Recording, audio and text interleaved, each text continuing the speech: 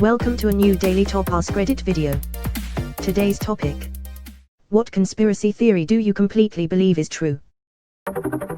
A lot of entertainment companies are money laundering fronts.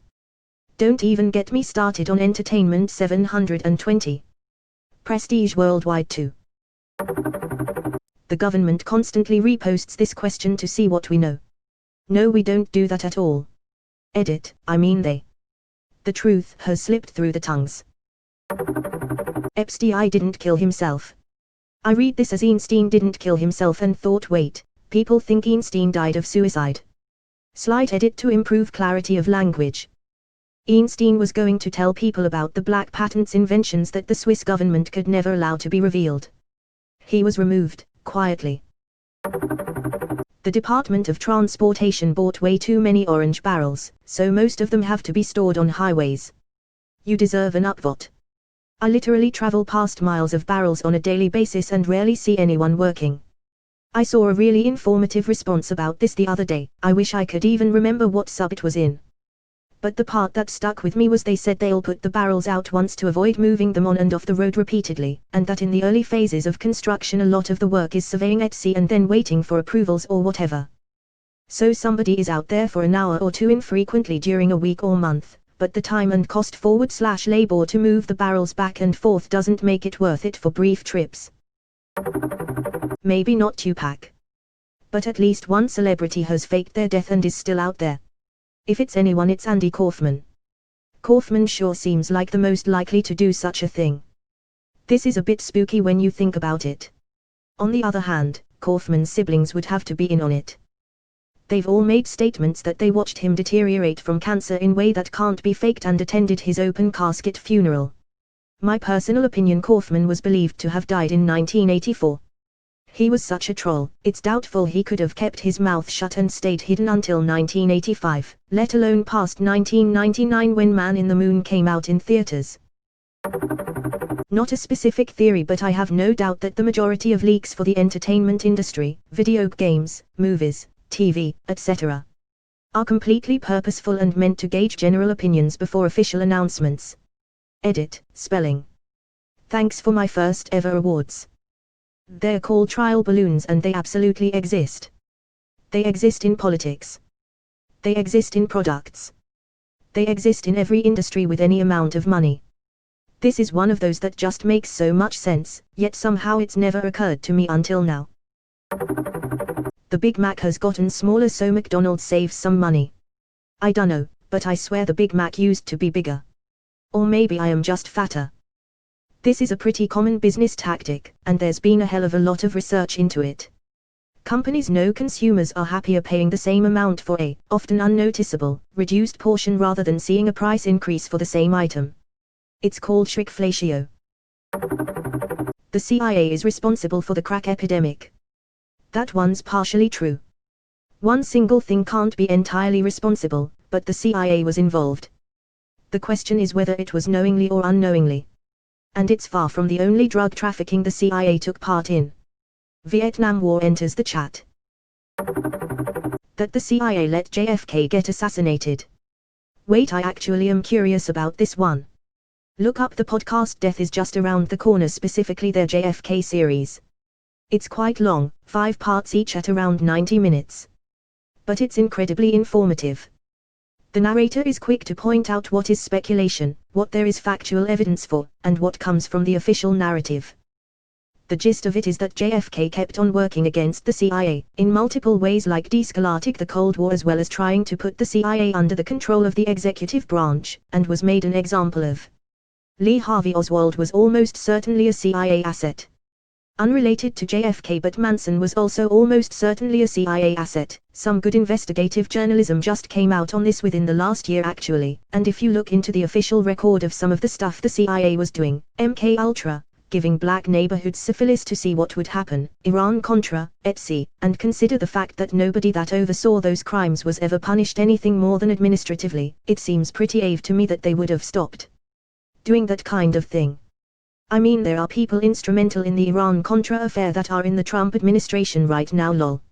Edit, if you can't sit through 7 hours of content, I think you can start with episode 4 and get enough out of it to walk away. The big picture. The first three really help put things into context though. Removed.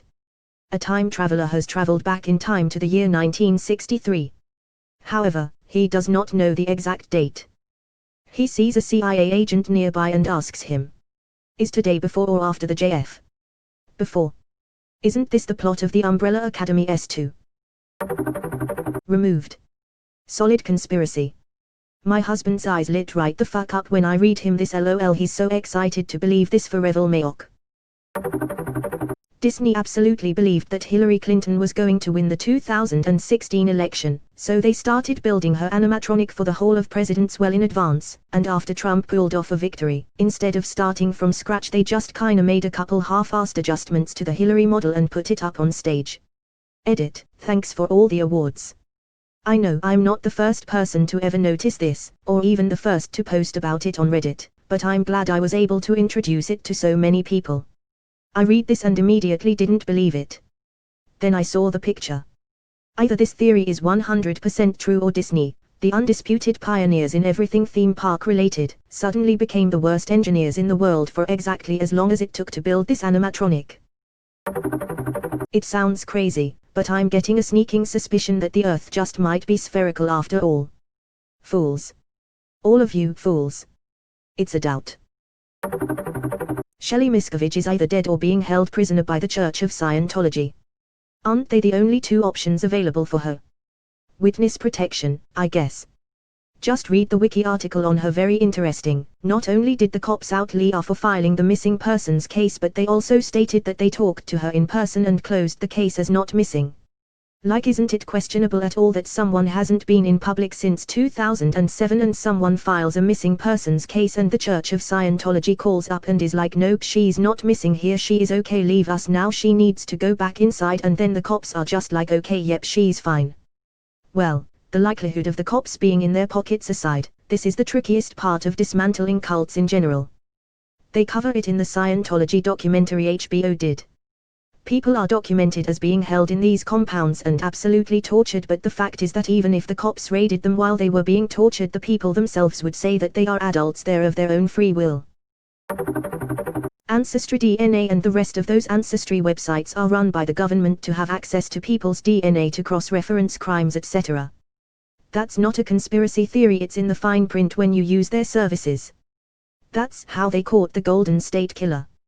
I don't think they're run by the government, but they absolutely share results with police.